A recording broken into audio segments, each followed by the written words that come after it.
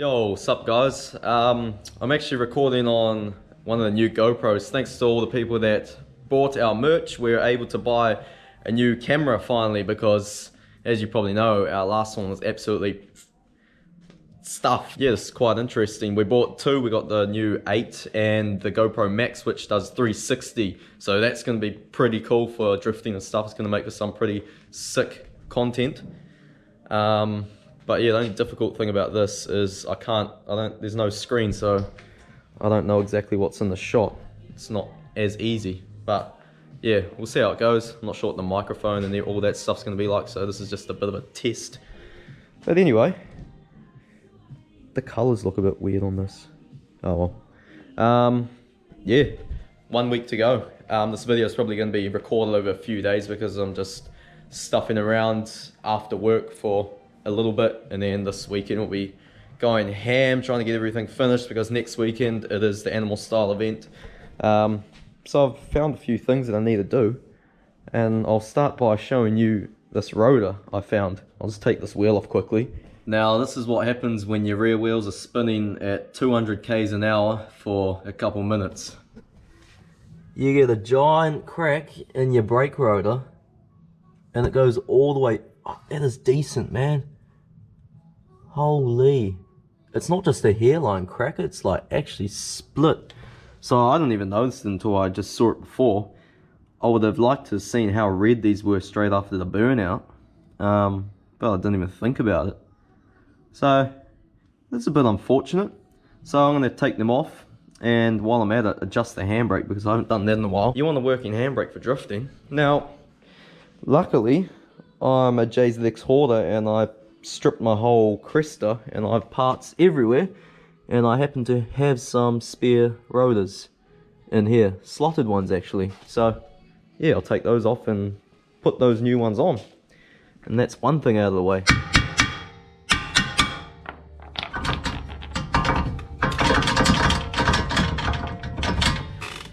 This is a two-handed job. Hang on, I can actually hold the GoPro with my knees. That's handy. Clearly needs to be de-adjusted more, but I can't be bothered. So, I'm not sure if the camera picks this up properly, but right the way through. That is one hell of an effort. So those need to be thrown in the woods. Oh, my shoes are starting to get down a bit too, but I'll do one more event, I think. People always ask me when am I doing a hydro handbrake. Probably never. I don't need one. Like, this stock one works, so there's no reason to get one. And I like the stock one. It's just so, it's just the simplicity. This is honestly just a street car with a roll cage. It's so basic and it works. I found one, but not the other one. It's a bit of a worry. And I've just got shit everywhere. Why would they not be together? That's a concern. I mean, at the end of the day, it's only one that's cracked. One slotted on one side, and the other just factory.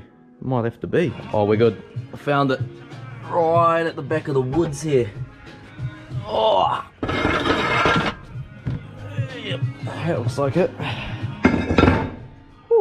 Alright, it's a new day. Now, let me just turn the aircon down. It is bloody smoking here today. So hot. While the Evo's sitting here in front of me, I'll quickly talk about that. So in the other video, I knew it was going to happen. I probably should have explained better. Everyone's telling me to do what I've already done. If a problem happens, I'll try heaps of things before I stop. So just because I didn't record it doesn't mean I didn't try stuff. But yeah, so how I was saying how the car was running beforehand, I was meaning that after the chassis work was done and I'd reassembled it, put the subframe back in and everything, it was running for like 3 minutes, then it started spluttering and died, started up again a few times, run for a bit, spluttered and died. It was just weird how it was running okay and then it started going shit. So immediately I thought it was a fuel problem. I checked over quite a few things. Everyone was saying the fuel line's wrong way and a few things like that. They can only go on one way, so it's not that.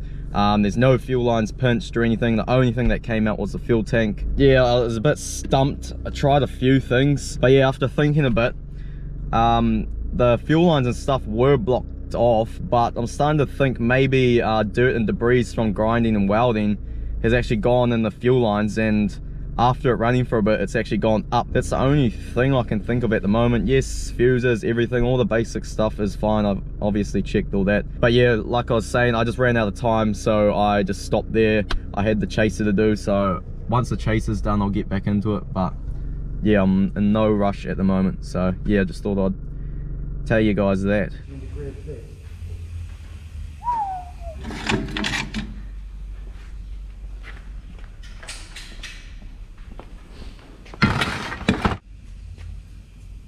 Right, new day. Just had to shuffle around moving the cars and stuff before we get into it. We're already into it.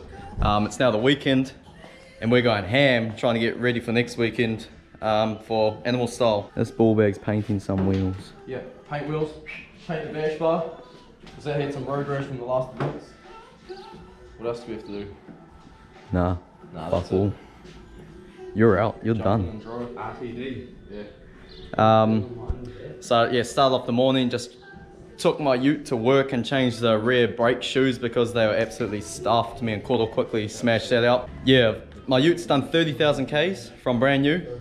The rear shoes already out, and I've gone through 3 sets of front pads. So a set of pads every 10,000 Ks, which is absolutely unreal. Goes to show how I drive. But yeah, it's mainly because I'm always towing.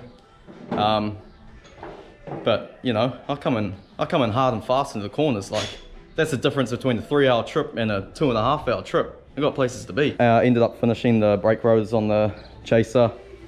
Shoes are all adjusted. We've got old Trolley back here. Haven't seen him in a minute. Kia ora, kia ora. And Josh has finally got his gearbox back. I don't know what he's doing under here, but there's some reaming going on. Just drilling the back of my crankshaft. You're drilling the crank? Yes, that's correct. Sir. So the reason why the gearbox blew up, shout out to Casper Transmissions for rebuilding that for us. The spigot fell out of the crank at that last track day and the input shaft was just dropping. It dropped, and then obviously as a result of that blew second, third, fourth dogs and a third, fourth slider. So that was the damage inside. To fix that, with young Trolley over here is machined me up. You're the man, eh? See, that's the spigot, and it's all reamed. So Trolley's made me up a new one that's slightly bigger. So I'm just going to drill it out to the size and then use this the reamer. Trusty reamer. Because he's made me a custom tool which bolts onto the back of the crank here as well. That will guide this in square perfect. Oh, so basically, if you stuff this up, your engine's stuffed. That's it. Yeah, pretty much. Oh boy. Crank need new crank, but yeah, hopefully all goes right. And old Limmy Jimmy brought this for you. Yes, James Richardson brought that for me. So top man. Bring it from the mount. Yeah. And didn't Kurt pick it up for you or something? Yeah, and then Kurt Blackie picked it up from Casper, who built it for me. So can't thank all those guys enough. Shout out to them. Oh, absolutely. So yeah, the old Jerry is all ready to go again. Why do you reckon? What is happening? The nozzle, they get dried up, eh? Yeah, it's like spewing out. Yeah, always happens. Sits on the shelf for too long. Oh nah, clean it. Take the nozzle off. You have to, eh? Oh yeah, you're gonna have to. Oh, now look. Oh, you've made a meal of it. Oh. Okay. It's just a drift car. Oh no, they're not just drift cars anymore. Mine's not.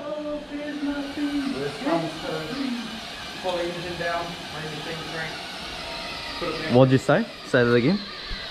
Pull engine down. Worst case scenario, you said. Yeah, pull engine down, chuck the crank in the lathe, remachine it, 24 mil. Was that? No, just keep that old one. All your bearings and shit clearances will be right. And then just make a new spigot, 24 mil. Our man reckons machine the crank 1 week out from event.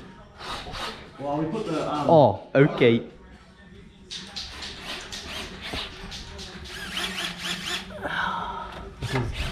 Drilling the crank. Yeah, it's seriously bad.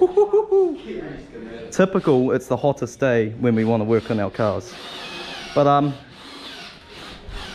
yeah, I think that's going to be that for this video, and I'll start a new one up once we I'll bring my car in, and I'm going to dig into that, move these around. Now there's some serious mahi action going on. So see you in the next one.